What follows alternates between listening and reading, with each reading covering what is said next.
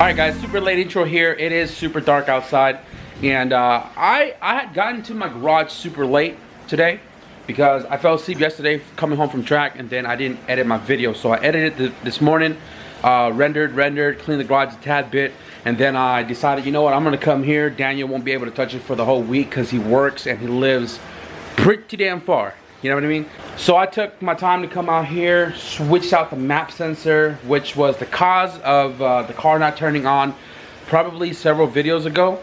The car was tuned originally on a stock map sensor, and this engine was at red zone. This engine, we had thrown the 3-bar map on it because that's what we tuned 2 tunes ago. And then when we dropped out the engine, this whole setup was at red zone. So when we tuned the B20 VTEC, which we assembled at my house, we threw the stock map sensor on. It was just an engine to get tuned, make some decent power, and run at the track. 10 pound was more than enough. We left it stock, but it didn't cross my mind when me and son came here to tinker with it the other night. Turns out the map is for a stock map sensor tune, and the car has a 3-bar. So I talked to Jeremy. He said switch it out. I did, and as you guys heard, the car turned on. When we were at the dyno, I spoke to Geith about breaking in a new motor. Now normally I just run it one time, change the oil, and then go to the dyno and just send it, right? Geith said to break in a brand new engine, heat cycle it once, fan cycle to be exact, turn it off, let it cool down, run it on a second heat cycle, and then drain the oil, put new oil, which he now recommends VR1, but VR1 is pretty expensive, and most places like auto parts store is special order. So we're just gonna run Rotella. I've never had issues with Rotella. It has a Rotella in there now, but once we do the second heat cycle, I'll have Daniel switch out the oil for new oil, and then we'll you know, button up the car a little bit more, still on jack stands, bring it down, button up the bumper. And I told him to get another harness, because this harness, I don't want to risk another motor, because this is motor number 4 now, and we eliminated everything else but the engine harness. It runs, it works, but it's sketch. So earlier when the car was on, I was making sure that the fan plug is plugged onto the thermostat, like the right colored wire, and I accidentally touched this, like I moved it a little bit, and the whole car shut off. So something in this sub harness that I made, or the harness itself is shorted or loose, or something that's causing the whole car to shut off. Now I plugged the fan back in, fan turned on, so I bled the cooling system, whoops, and now I'm about to do the second heat cycle. Once the fan cycles the second time, I am going to get out of here. I'm going to go home, clean a little bit more, and then we'll continue tomorrow.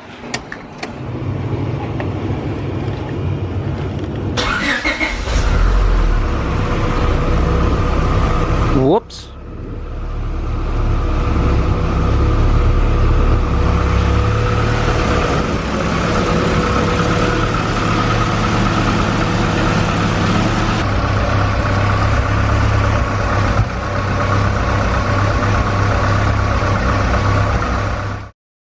What up guys, it's a new day here in the garage, and today I have to take out my transmission in my CRX.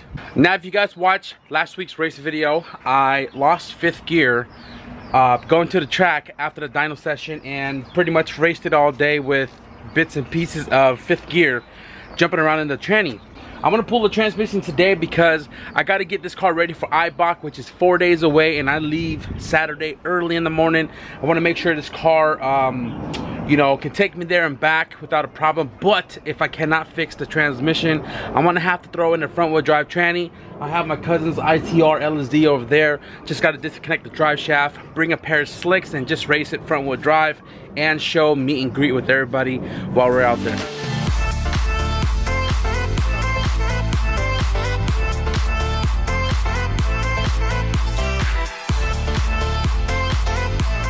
Had to take a quick pause to show you guys this real quick. So the only thing that's left to take off is the rear T-bracket and the drive shaft to the transfer case. But I'm going to show you guys what I just found out. I'm crawling under the car here, but I just found out the bolts backed out from the Hub City adapter to the transfer case, and you can clearly see that giant gap. Now it's funny because I would think the flange side would back out first before this guy, but apparently all 4 of this guy backed out and still attached to the flange on the drive shaft. Huh, that could have been really bad if it fell off.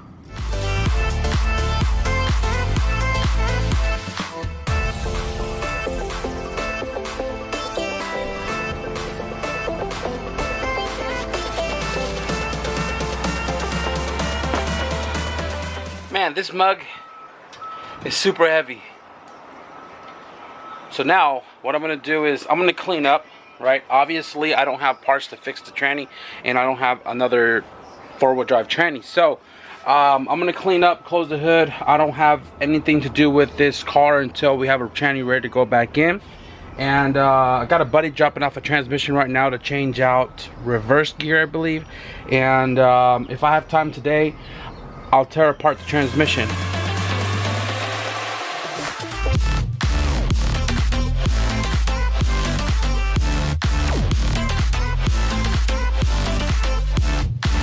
My bad, y'all. I was talking to my tuner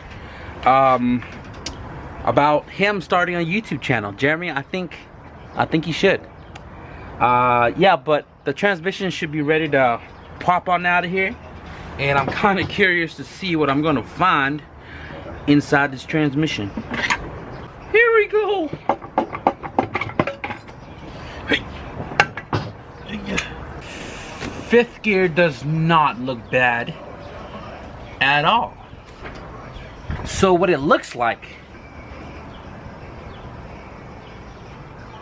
is my synchro springs right here. Look at that. Destroyed. That makes a lot of sense. That makes a lot of sense. Alright guys, so this is definitely good news. My 5th gear is actually there. Now the way it felt was the teeth being completely shredded off the transmission, and all the noise that I heard bouncing around is probably the springs right here. The synchro is completely dogged out, and oh, it's not even dogged out, it's freaking like not even triangulated anymore. But that thing is really bad. I'm not even sure if Synchrotech makes any replacement parts for this transmission, but I'm gonna have to figure something out because I need a drive in 5th gear, obviously. I was gonna wrap it up right now, and I decided, you know what, I'm gonna take off this 5th gear and check out some of the stuff that I found. So this guy right here, the hub sleeve, I believe is a hub sleeve. Correct me if I'm wrong, thank you. But goddamn, the damn teeth in this thing is all chewed up, boys. Check it out. Oh my goodness, this shit is like dunzo. Boy, oh boy, oh boy, this thing is dunzo. Eesh, right? Check out this brass synchro right here. It's not even a dog teeth anymore. It's not even a castle up top. It's not even triangulated. It's freaking gone. There it is. Oh my god, boy, look at this. Look at that. Look at that weird shape on there. So this needs to be replaced. I would prefer to replace this and this dingleberry right here. This guy looks alright. Needle bearing. Oops. This guy doesn't look that great, but this is not as bad as those guys are. So dang it, I don't know what I'm gonna do. So today's plan has shifted a little bit. Now my buddy Carlene came by yesterday to drop off a couple transmission. GSR LS, no reverse gear, cracked case. So what I'm gonna do today is I am going to replace the reverse gear for him, and he also told me I can do whatever I want with the LS tranny. So when I'm done with his tranny, I just came back from the junkyard. There was nothing there. I went there to check on one car. It was stripped before I got there, or it might have came in already stripped. But there was nothing new, nothing good. I got a CRV table though for $8. Just came back from O'Reilly's, got some red Loctite for my adapter to the transmission transfer case, and got some RTV for the transmissions. So I'm gonna go ahead and do these trans quick. I know what y'all thinking. Get those out of the way so I can start putting my thing back together, because we are 3 days away from leaving.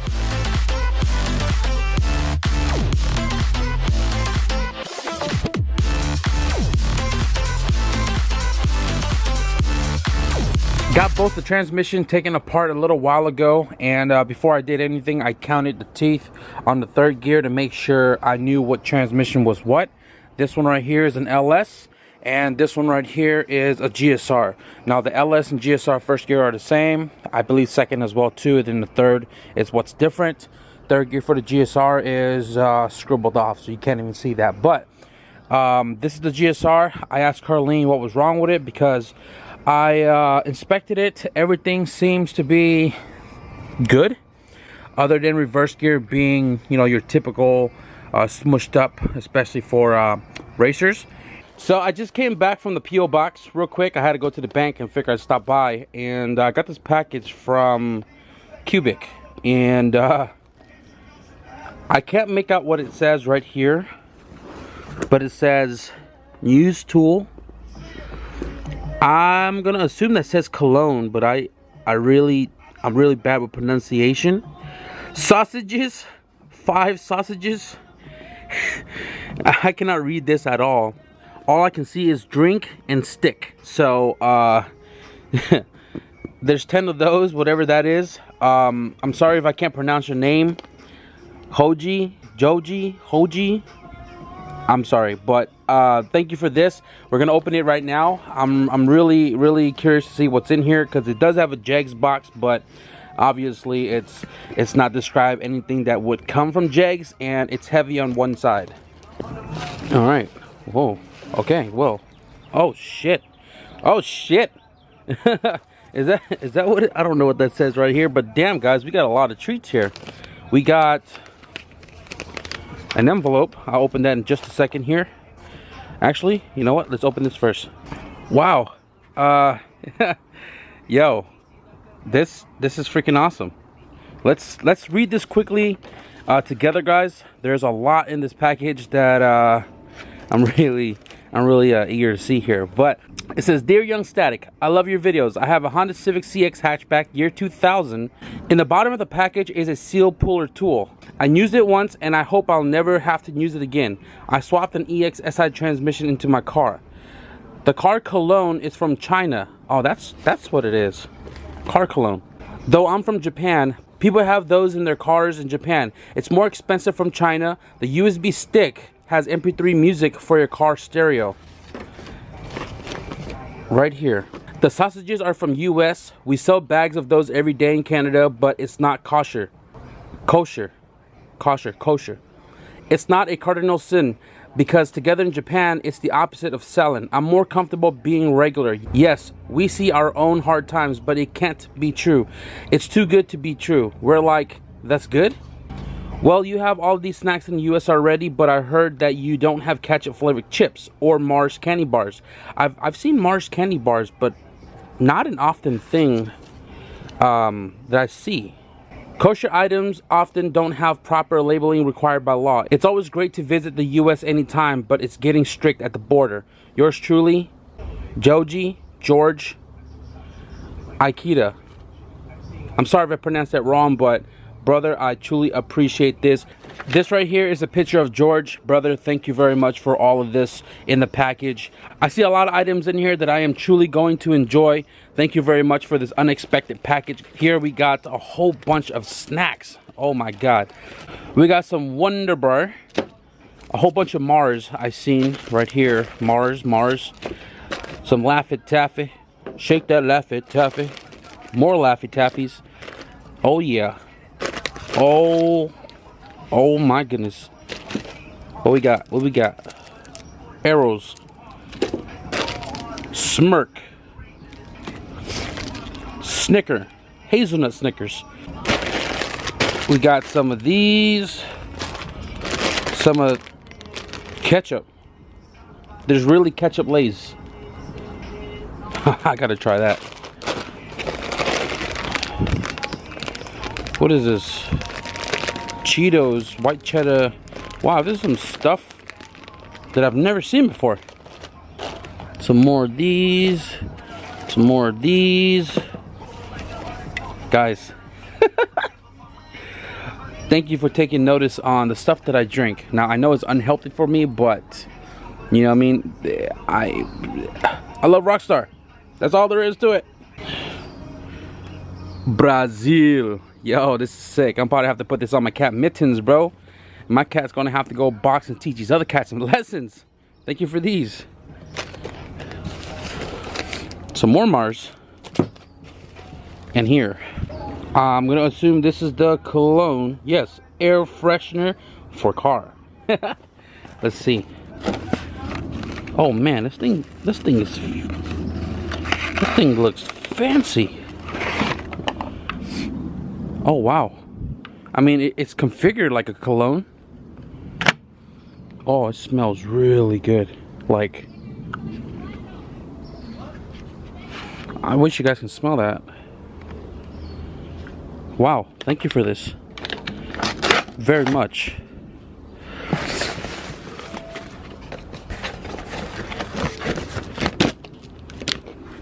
Now, I've always seen this hanging in the store. I never really paid attention to what it is. But now I know what it is. It's a seal puller.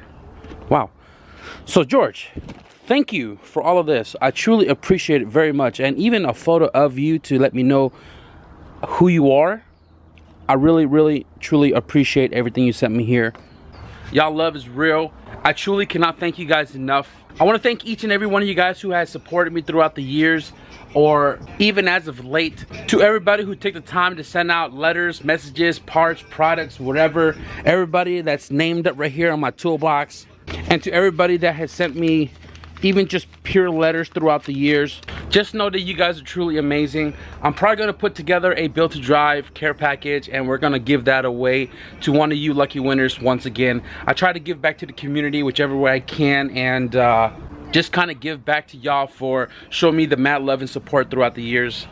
Alright guys, so I didn't want to sit here and carry this on too long, but I've just been trying to figure this out off camera, and thanks to One Hot C10 on Instagram, he has an all-wheel drive B-Series tranny with an LS 5th gear, and he's got 3,000 miles on it. He said he has no problems whatsoever, so he kind of gave me a rundown of what I need to put an LS 5th in mind, because I drive it every day. 5th gear is worse than a B16 on the highway. So for my trip to IBOC, I would love it to be lower on the RPMs when I'm cruising. So I have the LS transmission that Carlene provided. I got his all sealed up here, and he told me I needed anything from it, go ahead and take it. So I have, according to One Hot C10, he said I need the complete LS assembly. So sleeve, needle bearings, hub, sliders, gear, everything, the whole nine from an LS transmission, and also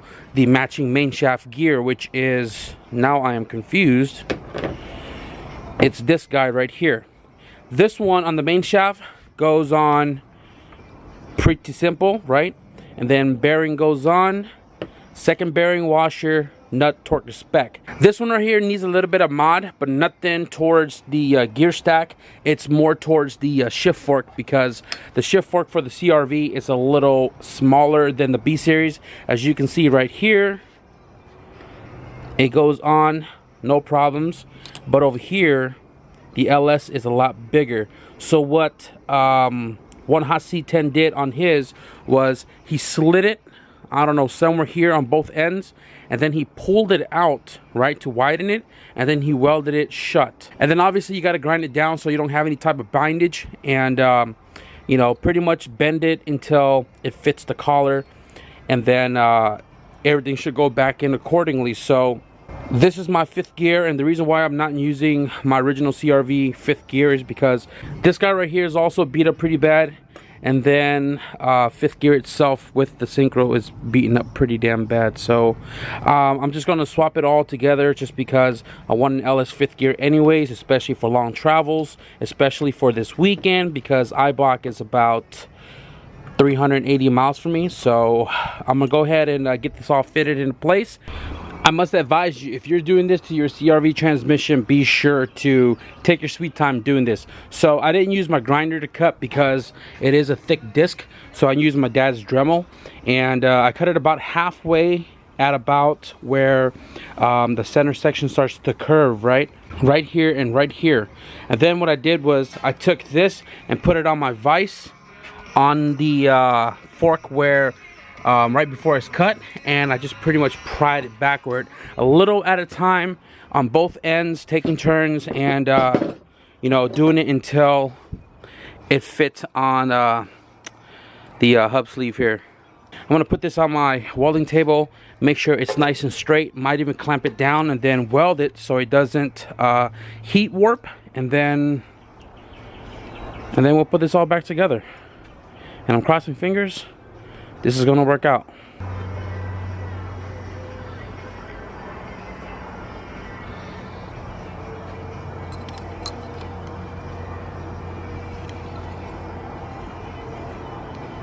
Super late update here, guys. I've been fighting this transmission for a total of 8 hours now, and the last hour or so I was hanging out with Alex. He just left and I just buttoned it up finally. I had issues with the shift fork because of you know, the random cut slit re-weld on the fork to widen up for the collar of the LS. I had issues where it was too stiff in the transmission, what do you call it, where the shift fork sits into. Let me try to show you guys here. This right here, these holes where the shift fork sits into, right here, it was way too stiff, and I couldn't budget enough to close the back half of the case, the outer case. So I had to sit here and trim it until I had enough slack that the case would go on. And I've taken the case off about 3 or 4 times because I had issues with it going into gear. But I finally got it done and got it 100% sealed up, as you guys can see right there. It's kind of tacked up, drying right now. I'm probably going to clean it tomorrow before I throw it into the car. We finally now have an LS 5th gear. Hopefully everything works out because I got half a day left, given that I got to sleep right now, but half a day left to prep the car, do the catch can and all that before I drive this car down to Fontana, California, if everything works out. So I'm going to show you guys real quick that all the gears work perfectly fine, at least right here for the most part. So we got first, second, or whichever that is, third, fourth, fifth, and reverse. And there you go. So hopefully this works as great as it is right here in the car, and the only other thing I got to do is put on my transfer case, and this should be ready to go into the car. Obviously I'm going to clean it first, but for the most part it's ready to go. So I am going to wrap it up right here, guys. It is about to be 10 right now. I'm gonna clean up, go grab some food. I gotta edit a video for you guys, and then I gotta go to sleep early, wake up early tomorrow morning, get this all put together in hopes of getting it ready to go to IBOC. And if it does, we'll see you guys there. But if you guys enjoyed today's video, definitely give it a like. And if you guys want to stick around for the IBOC video, whether we're racing or not, we're going to have some coverage of it. Be sure to hit the subscribe button. The new pocket tee and the summer tank top should be live on the website, guys. So get your summer merches now. builttodrive.bigcartel.com. And with that being said, thank you guys for watching, and I'll see you guys in the next video. Peace.